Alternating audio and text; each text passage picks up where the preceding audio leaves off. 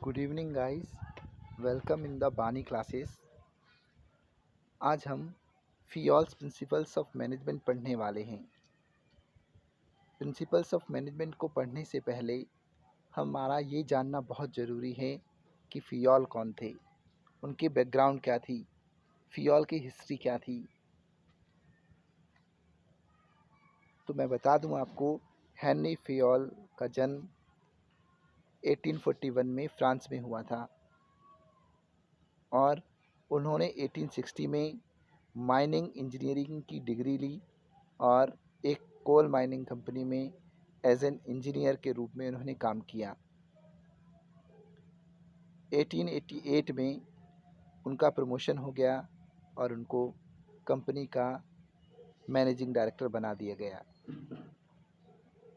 कमाल की बात ये थी कि जिस टाइम हेनरी फियोल को उस कंपनी का मैनेजिंग डायरेक्टर बनाया गया, उस समय वो कंपनी पूरी तरह से दिवालिया हो चुकी थी। वो कंपनी पूरी तरह से पट पड़ चुकी थी। अब उन्हें ये समझ में नहीं आ रहा था कि ये उनका प्रमोशन हुआ है या उनकी बर्बादी शुरू हुई है। लेकिन उन्होंने इस चैलेंज को एक्सेप्ट किया और उन्होंने अपनी मैनेजरियल टेक्निक्स को अप्लाई किया और उस कंपनी को उस सिचुएशन से निकालने की पूरी कोशिश की और उसमें वो कामयाब भी हुए। 30 साल बाद एज अ मैनेजिंग डायरेक्टर के रूप में, 30 साल के बाद में जब वो रिटायर हुए, तो वो कोल स्टील कंपनी सबसे मजबूत फाइनेंशियल बैकग्राउंड वाली कंपनी थी। तो इन 30 सालों में उन्होंने ऐसा क्या किया कि एक इंसॉल्वेंट कंपनी को फर्श से अर्श पर पहुंचा दिया। इतनी ऊंचाइयां उस कंपनी को उन्होंने दे दी। उन्होंने ऐसा क्या जादू कर दिया था, या उन्होंने इतनी मेहनत की, उन्होंने किस तरह से मेहनत की, उन्होंने ऐसा क्या किया जो उन्होंने इस कंपनी को इतनी ऊंचाइयों तक पहुंचाया। हेनरी फियोल को father of management studies and thoughts भी माना जाता है। उनको मैनेजमेंट स्टडीज़ का फादर भी माना जाता है। अब उनको मैनेजमेंट स्टडीज़ का फादर क्यों मानते हैं, उनका कैसा क्या कंट्रीब्यूशन रहा है कि जिसकी वजह से वो पूरे मैनेजमेंट के फादर बन गए। तो उसके रीज़न हैं, उन्होंने कुछ कंट्रीब्यूशंस दे रखे हैं नीचे। He made clear distinction between technical and managerial skills. उन्होंने क्लियर डिस्टिंक्शन क्रिएट किया मैनेजरियल स्किल में और टेक्निक्स में। वो पहले ऐसे मैनेजर थे जिन्होंने मैनेजमेंट की प्रोसेस के स्टेप्स को पहचाना, जिनको आज हम मैनेजमेंट के फंक्शंस के नाम से जानते हैं। सबसे पहले उन्होंने ही उनको आइडेंटिफाइड किया था, जिनमें प्लानिंग थी, ऑर्गेनाइजिंग, स्टाफिंग, डायरेक्टिंग, कंट्रोलिंग। ये उन्हीं की देन है, उन्होंने ही इसको डिस्टिंक्ट किया था। और इसके बाद उन्होंने इससे भी बड़ा कंट्रीब्यूशन दिया कि उन्होंने मैनेजमेंट के ऐसे 14 प्रिंसिपल्स को डेवलप्ड किया जो किसी भी कंपनी में एज अ मैनेजमेंट के रूप में अगर उन 14 प्रिंसिपल्स को अप्लाई किया जाए तो कोई भी मैनेजर अपनी कंपनी को बहुत आगे तक ले जा सकता है। वो प्रिंसिपल्स ही नहीं थे, बल्कि ऐसी गाइडलाइंस थी जो मैनेजर्स को मैनेजरियल एक्टिविटीज़ करने के लिए मार्गदर्शन दे सकती थी, गाइडेंस दे सकती थी। He developed 14 principles of management which act as guidelines for managers to perform managerial activities. ये 3 बड़े कॉन्ट्रीब्यूशंस थे जिन्होंने हेनरी फियोल को फादर ऑफ मैनेजमेंट स्टडीज़ बना दिया, यानी मैनेजमेंट स्टडीज़ का फादर बना दिया। जब भी मैनेजमेंट की बात आती है तो हेनरी फियोल सबसे ऊपर आते हैं। उनका कंट्रीब्यूशन इतना बड़ा रहा है, उन्होंने इस तरह से मैनेजमेंट को सेटअप किया है कि कोई भी मैनेजर जो मैं आज के दौर में मैनेजर बनने का ख्वाब देखता है या मैनेजमेंट को अच्छे से चलाना चाहता है, वो हेनरी फियोल के प्रिंसिपल्स के बगैर वो कुछ भी नहीं कर पाएगा। तो इसीलिए उनको मैनेजमेंट स्टडीज़ का फादर भी बोला जाता है। ये थी लाइफ हिस्ट्री हेनरी फियोल की। और अब हम पढ़ते हैं principles of management developed by Fayol. Fayol ने जो 14 प्रिंसिपल्स डेवलप्ड किए थे, उन 14 प्रिंसिपल्स को हम पढ़ने वाले हैं। वन बाय वन करके हम ये सारे प्रिंसिपल्स पढ़ेंगे, लेकिन उनमें आज जो हम शुरू करने जा रहे हैं, सबसे पहला प्रिंसिपल डिवीज़न ऑफ वर्क।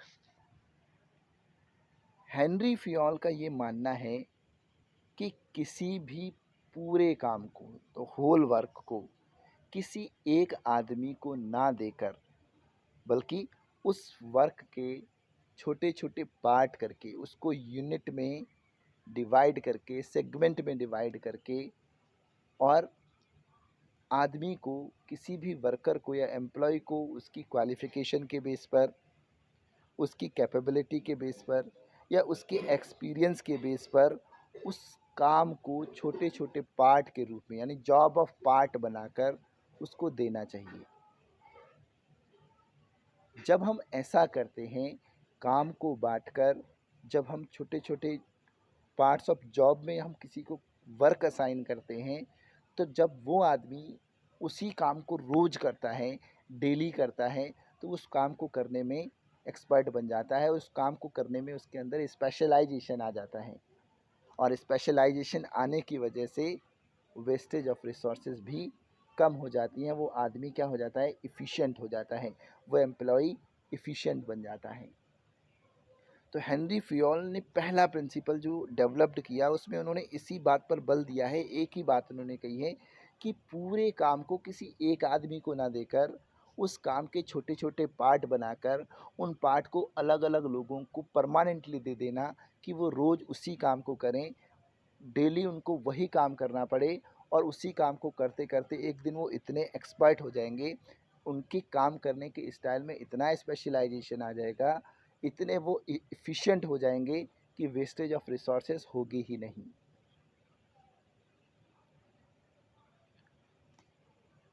ये है division of work. According to this principle, the whole work must be divided into small tasks और यूनिट्स। यानी फियोल कहते हैं इस प्रिंसिपल के अकॉर्डिंग कि पूरे काम को छोटे छोटे टास्क में डिवाइड कर देना चाहिए, यूनिट में डिवाइड कर देना चाहिए, instead of assigning the whole work to one person. यानी पूरा काम एक ही आदमी को देने के बजाय उस पूरे काम को छोटे छोटे टास्क में डिवाइड करके देना चाहिए। वन टास्क और unit of work should be assigned to one person according to the capability, qualification, experience of the person. लेकिन डिवीज़न ऑफ वर्क भी कैसा हो?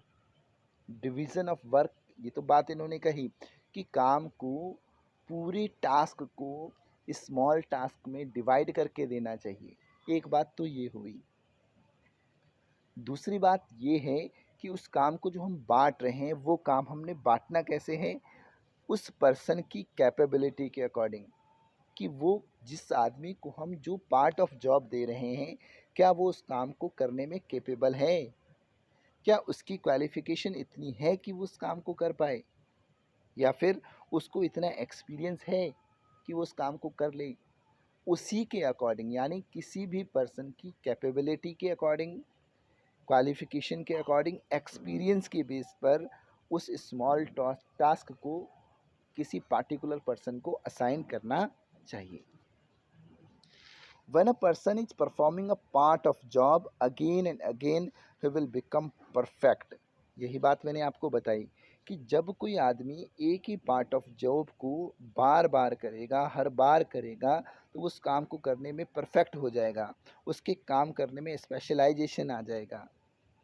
कह रहे ना, when a person is performing a part of job again and again, he will become perfect and specialize in doing that, and the efficiency level will improve.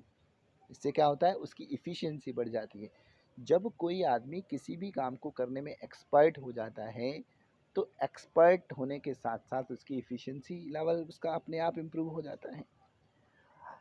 फियोल ये भी कहते हैं कि इस टेक्निक को सिर्फ फैक्ट्री वर्क में ही अप्लाई नहीं किया जाना चाहिए। इस टेक्निक को फैक्ट्री वर्क में भी अप्लाई करें, टेक्निकल फील्ड में भी, मैनेजरियल फील्ड में भी, और स्किल्स जॉब्स के लिए भी वर्क को छोटे छोटे सेगमेंट्स में या स्मॉल टास्क में डिवाइड करके बांट देना चाहिए, ताकि उनके अंदर उस काम को करने का स्पेशलाइजेशन आए। अब इन्होंने एक एग्जाम्पल उठाया है बैंक का। In bank 1 person is receiving cash. आपने देखा होगा, अगर आप कभी बैंक गए हैं तो आपने देखा होगा कि कैश रिसीव करने वाला काउंटर अलग होता है, कैश देने वाला काउंटर अलग है। वहीं पासबुक में एंट्री करने वाले लोग अलग होते हैं, लोन पास करने वाले, लोन देने वाला डिपार्टमेंट अलग होता है, एफडी करने वाला वर्कर अलग होता है। ये सब क्या है?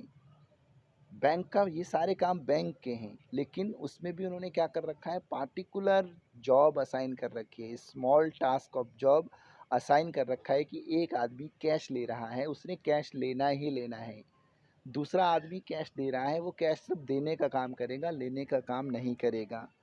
एक आदमी का काम है कि वो सिर्फ पासबुक में एंट्री ही एंट्री करेगा, एक आदमी सिर्फ लोन ही लोन देगा, और एक आदमी का काम होगा कि वो एफडी ही एफडी करेगा।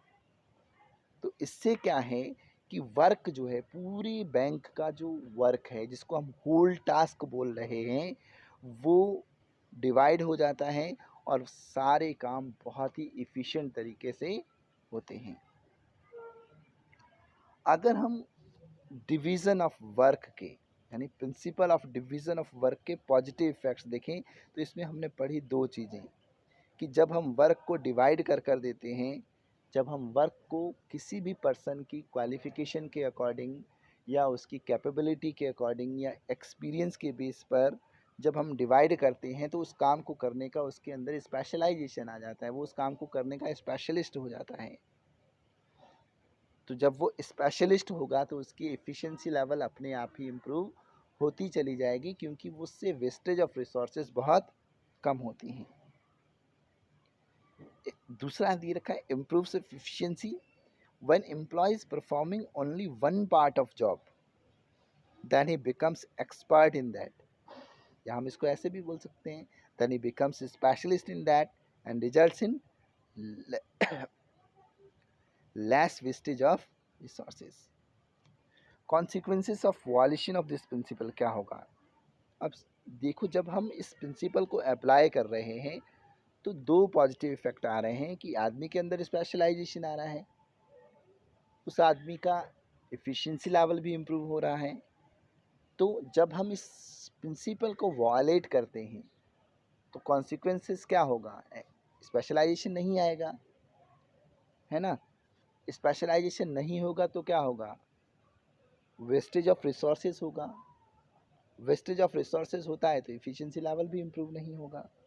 ये कहते हैं लैक ऑफ एफिशिएंसी। इसमें एफिशिएंसी नहीं आ पाएगी अगर हम इस प्रिंसिपल को वायलेट करते हैं तो।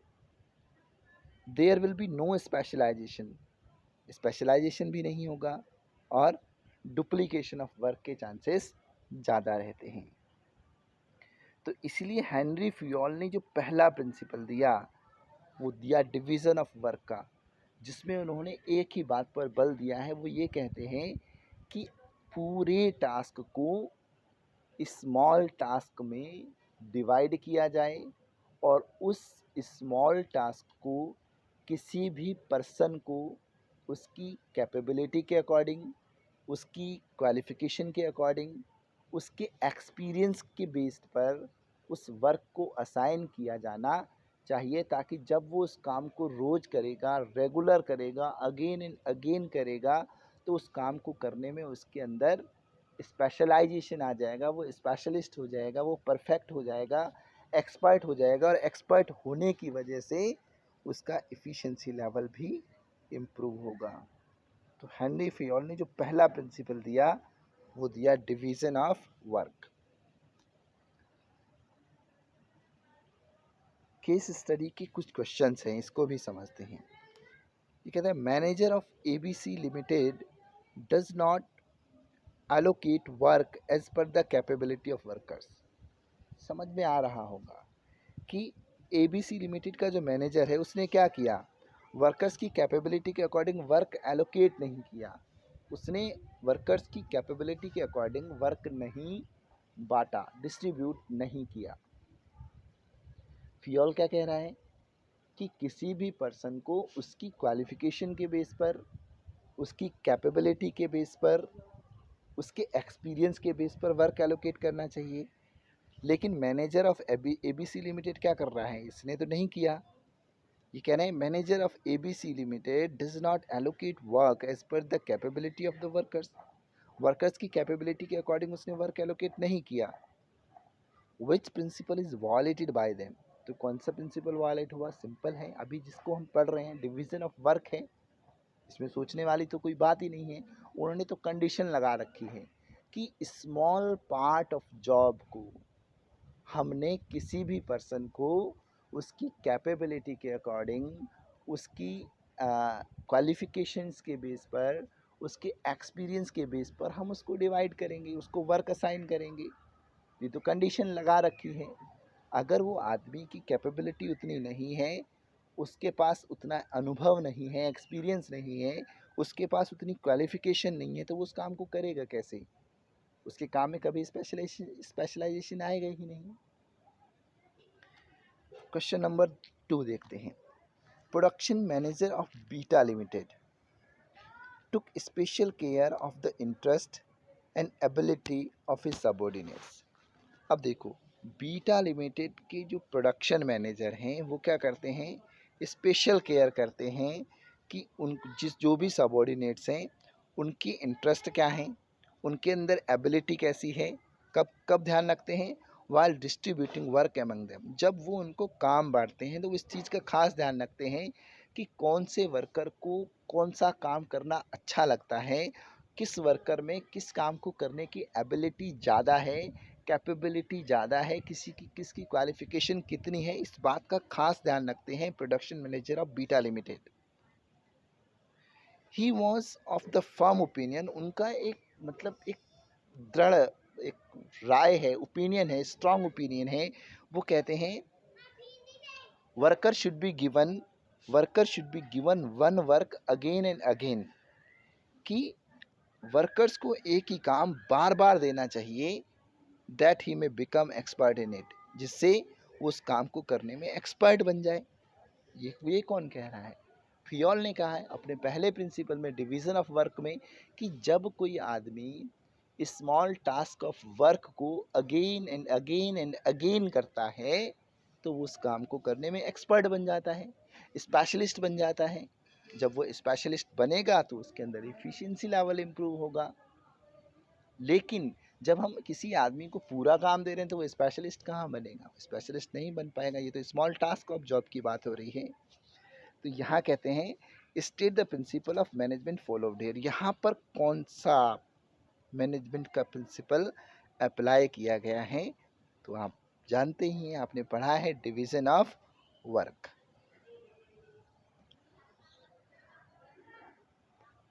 अब दूसरा प्रिंसिपल आता है authority and responsibility.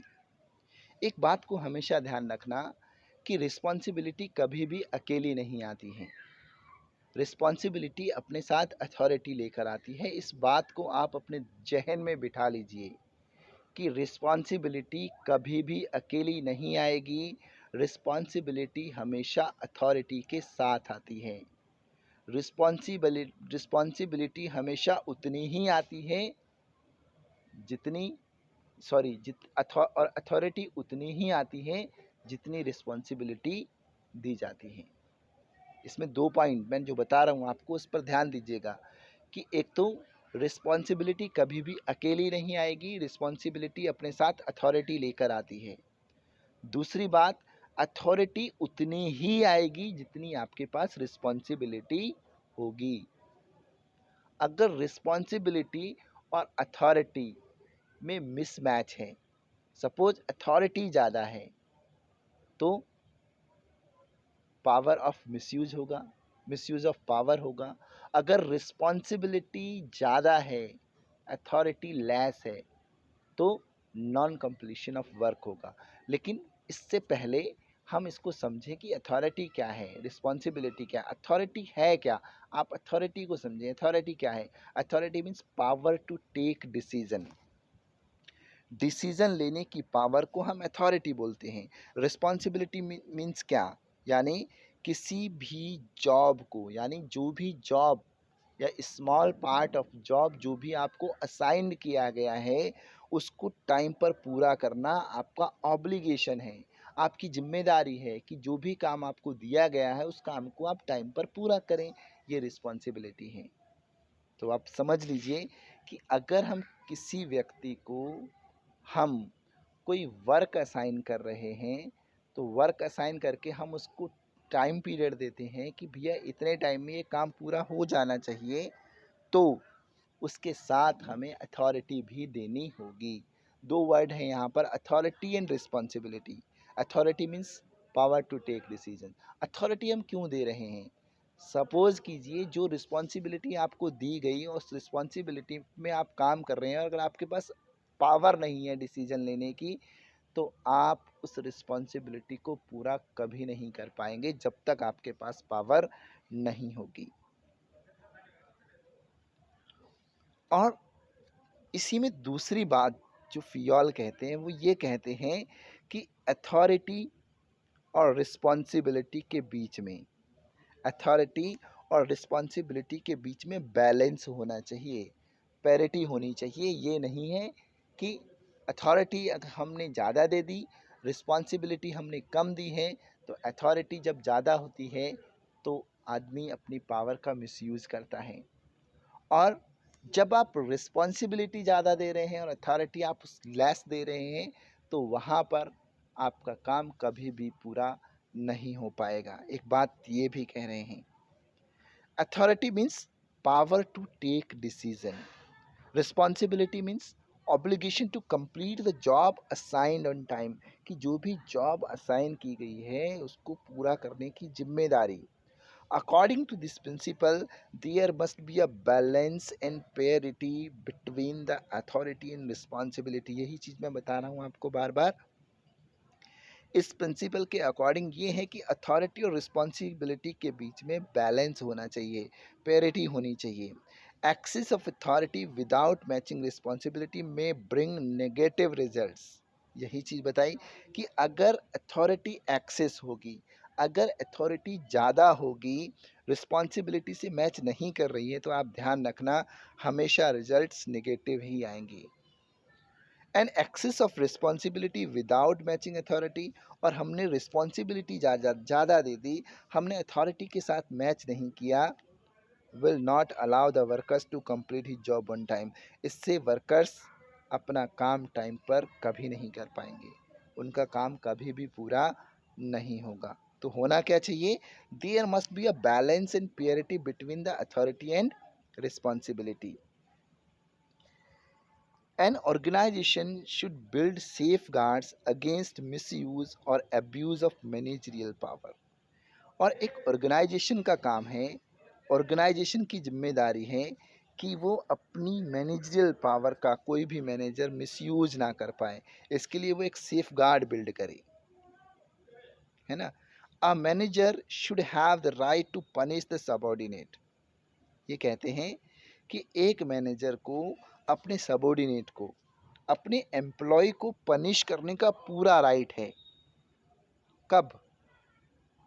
Not obeying a legitimate order. अगर कोई लेजिटिमेट ऑर्डर पूरा नहीं करता है, अगर किसी मैनेजर का सबऑर्डिनेट किसी लेजिटिमेट ऑर्डर को पूरा नहीं करता है, किसी उसके काम को पूरा ना करने की वजह से ऑर्गेनाइजेशन को लॉस हो रहा है, तो उस कंडीशन में मैनेजर के पास राइट है कि वो अपने सबऑर्डिनेट को क्या करेगा? पनिश कर सकता है, उस कंडीशन में पनिश कर सकता है, क्योंकि उसके पास अथॉरिटी है।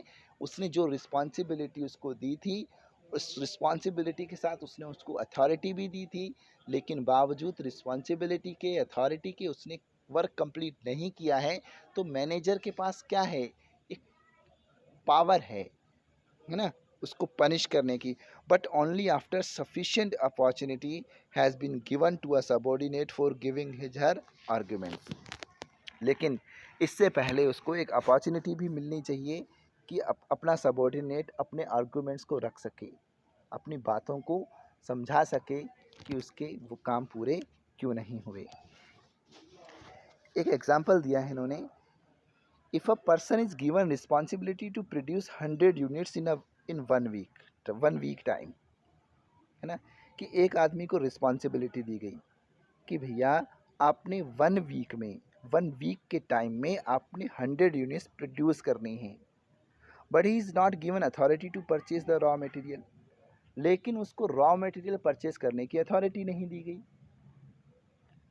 अब आप समझिए कि आपको किसी प्रोडक्ट को बनाने की रिस्पॉन्सिबिलिटी तो दे दी गई, आपको ये अथॉरिटी नहीं मिली कि आप रॉ मटेरियल खुद परचेज करके आप उसको बनाएं। रॉ मटेरियल के लिए आप डिपेंड हैं किसी और पर। वो जब रॉ मटेरियल ख़रीदेगा तब आप बनाएंगे, तब तक में भी आपका टाइम निकल जाए।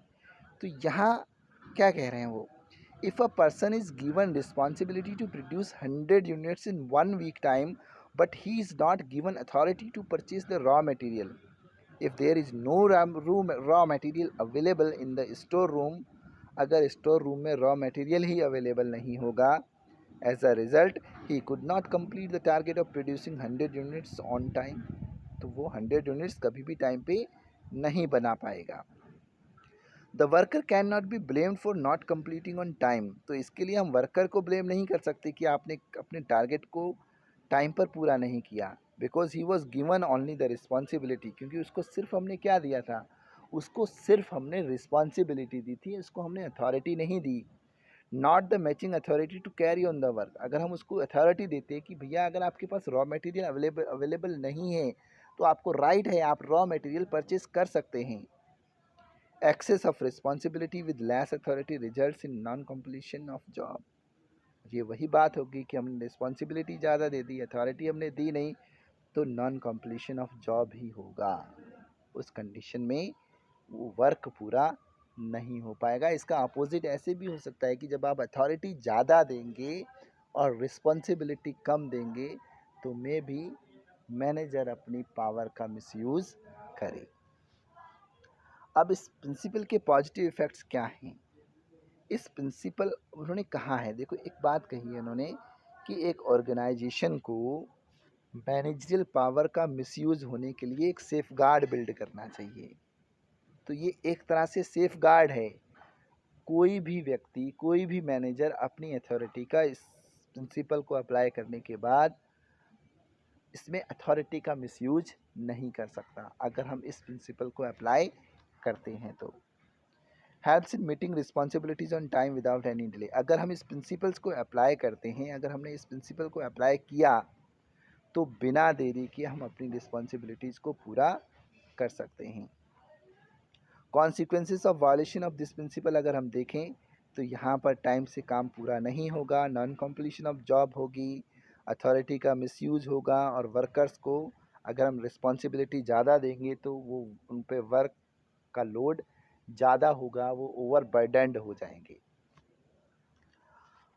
फियोल के हमने 2 प्रिंसिपल पढ़े। हमने पहला प्रिंसिपल पढ़ा डिवीज़न ऑफ वर्क, जिसमें वो कहते हैं कि पूरी होल टास्क को, द होल टास्क है ना, उसको स्मॉल टास्क में पहले डिवाइड कर देना चाहिए, फिर उस डिवाइडेड स्मॉल टास्क को किसी भी पर्सन की कैपेबिलिटी के अकॉर्डिंग, क्वालिफिकेशन के अकॉर्डिंग, उसके एक्सपीरियंस के अकॉर्डिंग उस काम को उसको असाइन कर देना चाहिए, ताकि जब वो उसी काम को बार बार करेगा तो उस काम को करने में उसके अंदर स्पेशलाइजेशन आएगा और इससे उसका एफिशिएंसी लेवल इम्प्रूव होगा। दूसरा प्रिंसिपल हमने पढ़ा अथॉरिटी और रिस्पॉन्सिबिलिटी का, जिसमें हेनरी फियोल कहते हैं कि जिसको भी हम जो भी जिम्मेदारी दे रहे हैं, रिस्पॉन्सिबिलिटी दे रहे हैं, तो उस रिस्पॉन्सिबिलिटी से मैच करती हुई अथॉरिटी भी उनको देनी चाहिए, ताकि वर्क को टाइम पर कंप्लीट किया जा सके। अगर हम रिस्पॉन्सिबिलिटी ज़्यादा देते हैं तब भी नॉन कंप्लीशन ऑफ वर्क होगा, क्योंकि उतनी उसके बराबर अथॉरिटी नहीं मिली हुई है। अगर हम एक्सेस ऑफ अथॉरिटी प्रोवाइड करवाते हैं तो पावर का मिसयूज होगा। ये 2 प्रिंसिपल्स आज हमने हेनरी फियोल के पढ़े हैं। केस स्टडी के कुछ क्वेश्चंस हैं, देख लेते हैं। A manager should have the right to punish a subordinate for wilfully not obeying a legitimate order, ये तो हमने लाइन अभी पढ़ी, but only after sufficient opportunity has been given to his her case identify the principle of management highlighted here, ये तो हमने concept में भी पढ़ा है, कॉन्सेप्ट से उठाई हुई लाइन है, इसका मतलब कौन सा प्रिंसिपल है, अथॉरिटी एंड रिस्पॉन्सिबिलिटी है। क्वेश्चन नंबर 2 देखें, the salesman of ABC limited, ABC limited के सेल्समैन हैं, could not achieve his sales target of 1000 units, वो अपने 1000 यूनिट्स के टारगेट को सेल करने में फेल हो गया, नहीं कर सका। On inquiry it was found, और जब इसकी इंक्वायरी की गई, he was not allowed to take decision related to give discount, जब इसकी इंक्वायरी की गई तो पता लगा कि उसको डिस्काउंट देने की कोई भी अथॉरिटी नहीं थी, उसको अलाउ ही नहीं किया गया था कि आप अपने लेवल पे डिस्काउंट देकर उस यूनिट को आप सेल कर सकते हैं। Credit on any of his customer, ना ही उसको ये अथॉरिटी दी गई कि वो अपनी यूनिट्स को, अपने प्रोडक्ट को क्रेडिट पर बेच पाता। State the principle of management violated in this case, तो आप समझ रहे हैं यहाँ पर क्या है, उसको रिस्पॉन्सिबिलिटी दी गई। आप समझिए, ये बात मैं बार बार रिपीट कर रहा हूँ कि उसको रिस्पॉन्सिबिलिटी तो दे दी कि भैया आपने 1000 यूनिट्स सेल करनी है, 1000 यूनिट्स आप सेल करेंगे, लेकिन वो नहीं कर सका। इंक्वायरी की तो पता लगा कि उसको डिस्काउंट देने की परमिशन नहीं थी, उसको क्रेडिट पे अपने यूनिट्स को बेचने की परमिशन नहीं थी। परमिशन नहीं थी इसका मतलब क्या, उसके पास अथॉरिटी नहीं थी, यानी एक्सेस ऑफ रिस्पॉन्सिबिलिटी तो यहाँ हो गया, लेकिन अथॉरिटी लेस रह गई। तो यहाँ पर जो प्रिंसिपल वायलेट हो रहा है, आप समझ गए होंगे, यहाँ पर जो प्रिंसिपल वायलेट हो रहा है वो अथॉरिटी एंड रिस्पॉन्सिबिलिटी का प्रिंसिपल वायलेट हो रहा है। अब जो भी, अगर आपको ये क्लास अच्छी लगी है, ये प्रिंसिपल आपको अगर अच्छे से समझ में आए हैं, तो आप इसको लाइक और कमेंट करना बिल्कुल भी ना भूलें। और जो भी लोग नए हैं हमारे इस चैनल पे, वो इस चैनल को सब्सक्राइब ज़रूर करें और बेल आइकन को ज़रूर प्रेस करें, ताकि जब भी कोई नई वीडियो मैं अपलोड करूं तो आप लोगों को उसका नोटिफिकेशन मिले। और ऐसे ही आप अपने प्यार को बनाए रखना। आपको क्लास अगर ये अच्छी लगी है तो देखिए, आप संकोच मत कीजिएगा, जितना हो सके इसको शेयर कीजिए, अपने फ्रेंड्स को बताइए और हमें सपोर्ट कीजिए।